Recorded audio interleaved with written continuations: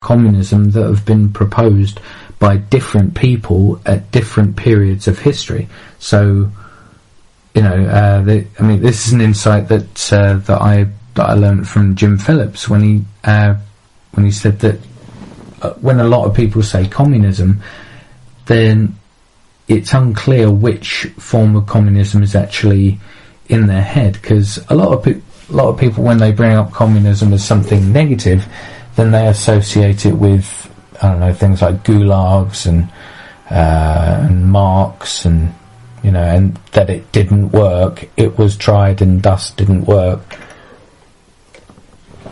But yeah, I asked them, which form of communism proposed by who and which time period. To which they responded that I was trying to divert the conversation and not answer the question.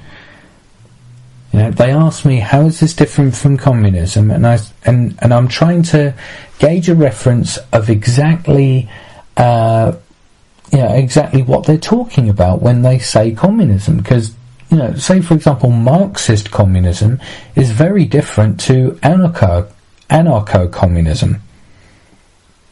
So I need to know what image they have what idea they have in their head when they say communism, in order to be able to relate to that and describe the difference, because I'm using their frame of reference.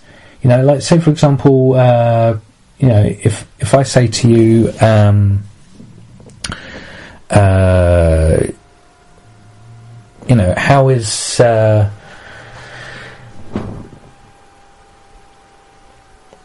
how is one painting different from another?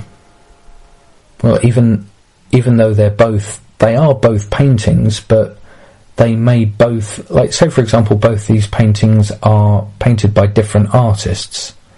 They're both still paintings, yes. Their category of object is a painting, but the kind of painting they are, it could be an oil painting, it could be, whatever. So to try and define down what they mean by communism is not a diversionary tactic. It's actually trying to boil down their own definition. And I actually tried to ask them again, how do you define communism? I didn't get an answer. Instead, they, the girl who started the conversation, she, referring to the leaflet again, and what I'd said, she said, well, what do you expect us to do with what you're saying? To which I just responded, well, I don't expect anything other than for you to just take what's on the leaflet and what I'm saying as just information, nothing more, nothing less. I don't want you to take anything I'm saying on faith or believe blindly what I'm saying, which is the same thing, but anyway. But yeah, instead use what I'm saying as inspiration to do your own research and arrive at your own conclusions. Right? Now, with this, I've set a precedent that emotional reactions are unnecessary and uncalled for. This is just information. It's just, some new ideas that you probably, I dare say these people have not been exposed to this train of thought before. It was completely foreign to them. They could only see things in terms of the current system, but we will get to that. So, she seemed, when someone sort of like pokes out their bottom lip and, being impressed, as if to say, oh, he answered that differently. I'm impressed. She had that sort of reaction.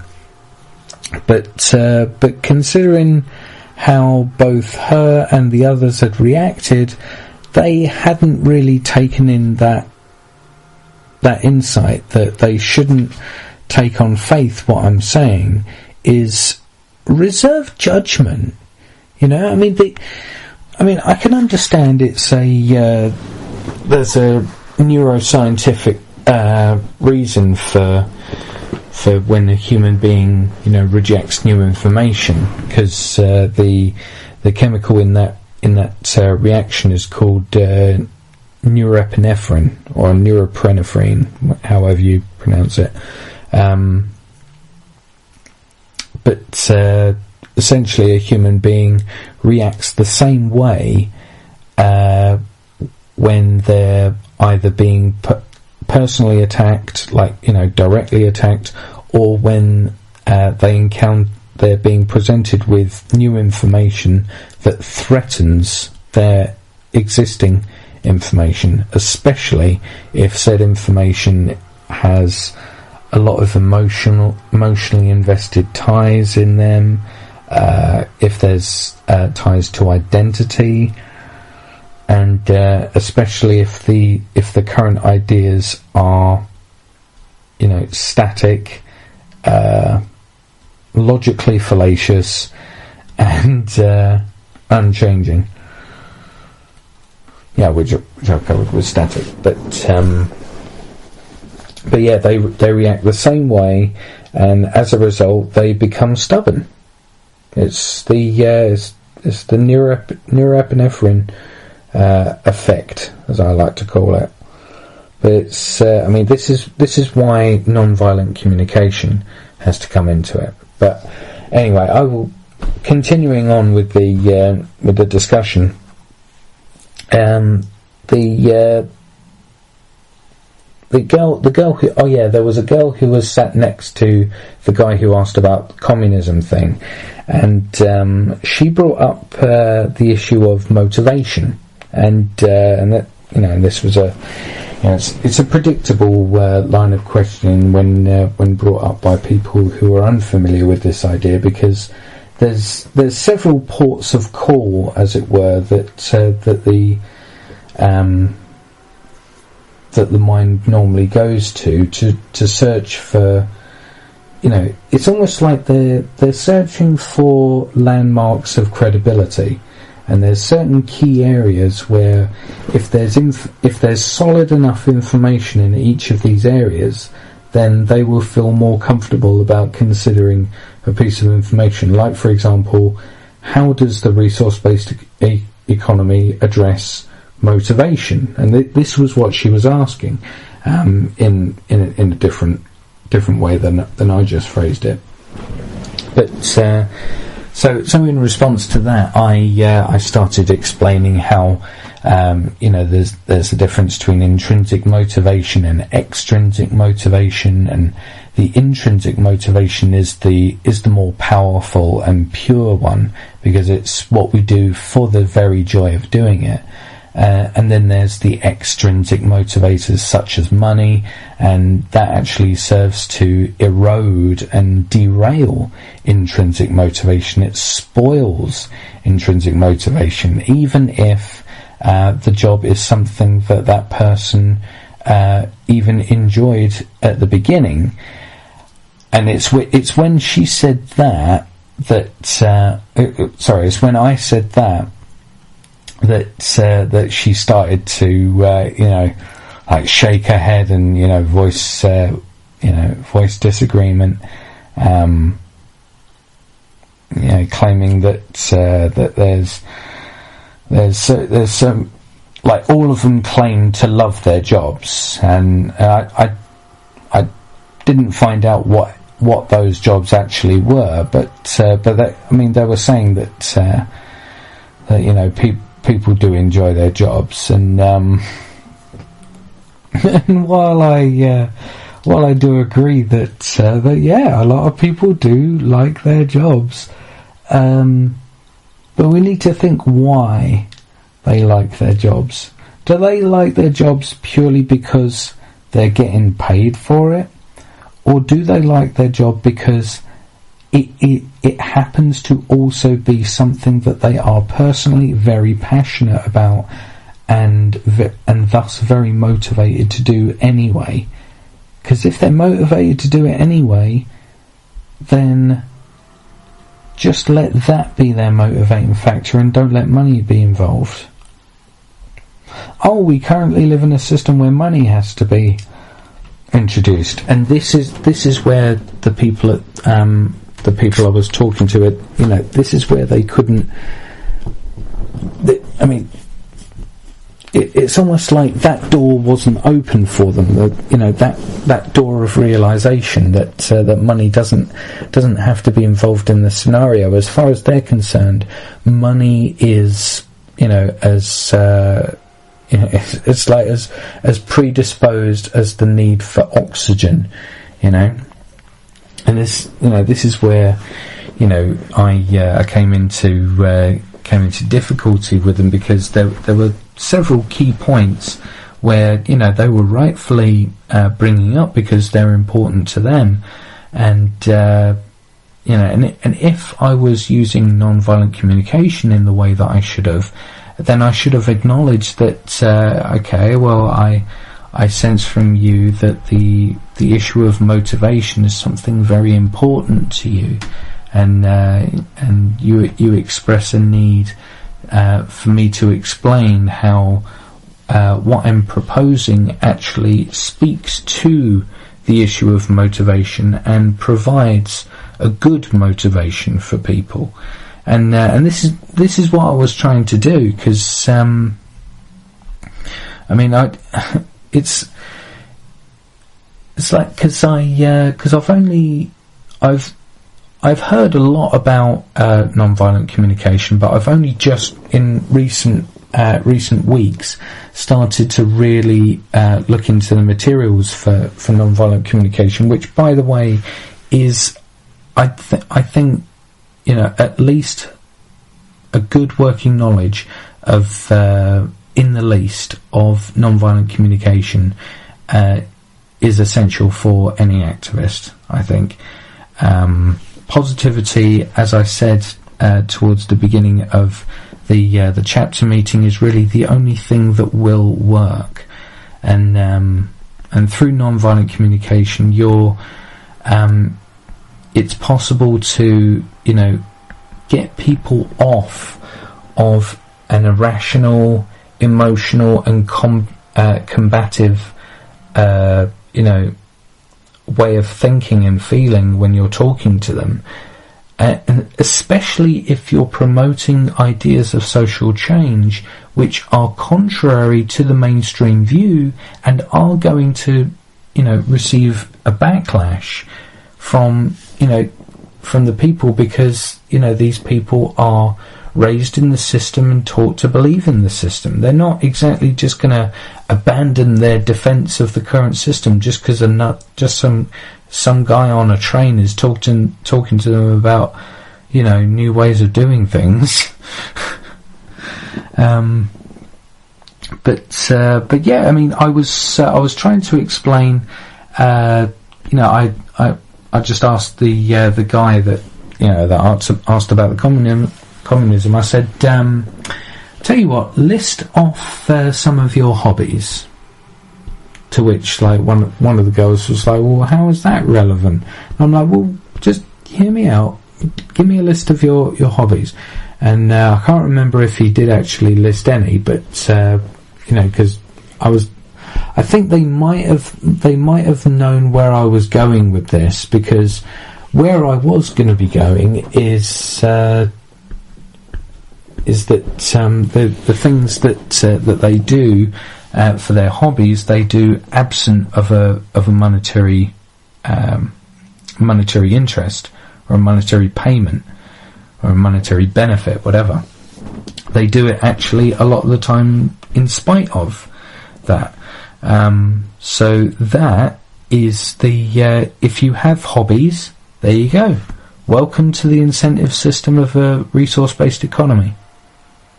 That's generally what I like to say, because it focuses on the positive. It shows that it embraces people's ability to have personal passions and provides that freedom for people to pursue their personal passions. God, this is so much alliteration. It's unbelievable. Don't give me any more P words. Anyway, but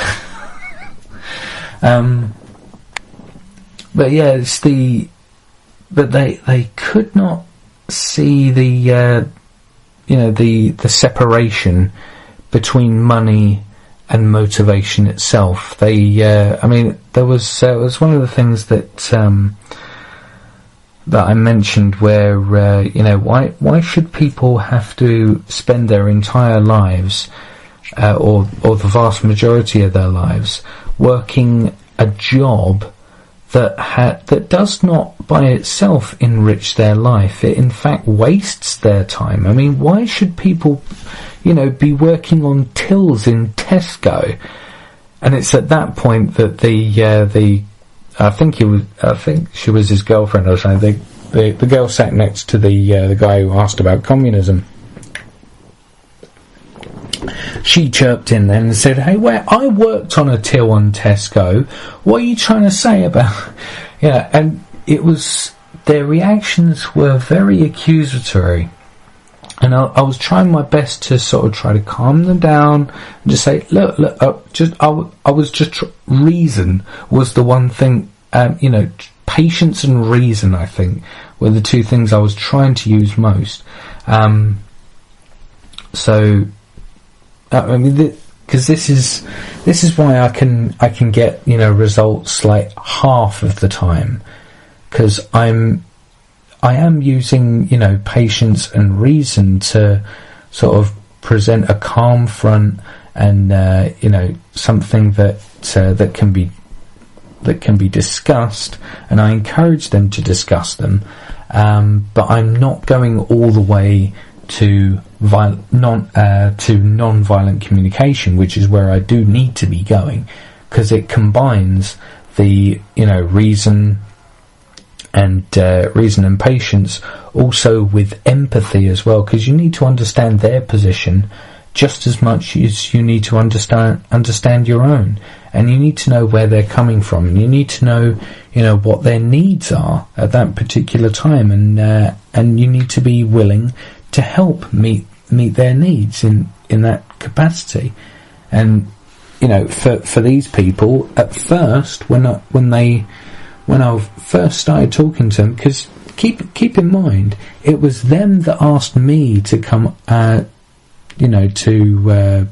sort of tell them about this, and they were asking a lot of questions, and they were mentioning a resource-based economy a lot, and I was actually secretly pleased with that, because there were altogether within earshot, I'd say there were about maybe 20 or so people within earshot, and the amount of people I was speaking to totaled 6 of those people, but 20 people in this carriage heard quite a few times at the beginning of the conversation and sometimes towards the end,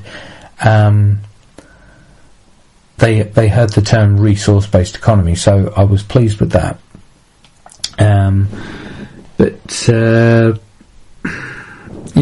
was trying to introduce the idea that that intrinsic motivation is enough, and obviously, for them, they consider money as just as intrinsic as everything else. So they see, well, we do things for money, and we need money to buy things, and the term came up. Yep, the term came up. It's just the way it is. Just the way it is. Just the way it is. So you can understand that my instant reaction to that is, okay, so just because that's the way it is, does that mean that that's the way it should stay? And I got a blank look when I asked that. So I tried to ask it a couple more times in the next 60 seconds, but I gave up after that because they just weren't going to be answering it. You know, it just seemed like it just wasn't here. It was just going in one ear and out the other. I think they recognised how threatening of a question that is to what they just said, that they wouldn't even want to consider it, because they see just the way it is as an answer, as a final answer to a question. It's a way of explaining away the problems. You know, just the way it is. You know, it's like when Christians are trying to are debating over, wait a minute, God is supposed to be good, but he lets this happen and this happen and this happen. But if you just think to yourself, it's God's will, thy will be done. If you think that, then you don't need to think any more about God's actions, if God actually did exist. Now, just presupposing that he did, if you just say it's God's will, then you don't even have to don't even have to think any more about what God is doing. It's the same thing with the current system. If you say that's just the way it is, then you just let the system do what it's doing, and you don't do anything, and as a result, you don't do anything about it. So when all these problems come up, the average person, I dare say, at least rants a little bit to themselves about the world's problems. But they have a way of thinking that enables it to continue. I mean, this is one thing that I was talking about with a guy earlier today, and I mean, it was the same sort of fatalistic thing. He was claiming that it's human nature, to be greedy, aggressive, and self-interested, and the history of war is proof that we will always be at war, and there will always be someone trying to backstab us, and and it's just a real fatalistic way of thinking. And I try to deal with them with reason, but it's they don't seem to realise how that kind of way of thinking was actually supporting warfare itself, because it's used to justify it. Think about in the if any of you have seen any of the Purge films. There's currently 2 of them, but there's a presupposition in those films that it's human nature to be violent. So they institute this. The new founding fathers institute this thing for like once a year for 12 hours. All crime, including murder, is legal. So the idea is that you purge your natural instinct to kill for 12 hours, one day a year. For something that's intrinsic to human nature, you only get 12 hours out of 12 months. That's like, that's 1 hour for every month of the year you get to exercise something that is supposedly fundamental to our being. Surely if it was something so dominant and so powerful in our nature, surely we would be allowed more time. Oh, but no, we can't say that humanity is completely homicidal, because that would put real serious doubt on whether on the actions that we use to try and make the world a better place. Because if it's all for nothing, then we might as well just kill ourselves. We don't want to make it seem that bad, but we want to make it seem bad. But we don't want to we don't want people thinking about how bad it is, because they might think, wait a minute, if it's this bad, why don't we do this? This is the kind of thinking that people are stuck in when and they use these phrases like "that's just the way it is" to just explain away the problems. Well, it's suffering, so what? That's life. C'est la vie, But it was then that I asked the first question that got a real sort of confused reaction. They were talking about, this is the way it is. We need money to buy this and so I asked the question, well, why does money have to be involved? And I got real confused looks up. That it was clearly something that they've never even considered, because there was the look, and that it was just like no, and I can't remember what excuse they gave to fob me off and not answer that question. But I tried to ask it a couple more times, and it was just not hitting. They just were not willing to answer the question of, follow the line of causality down.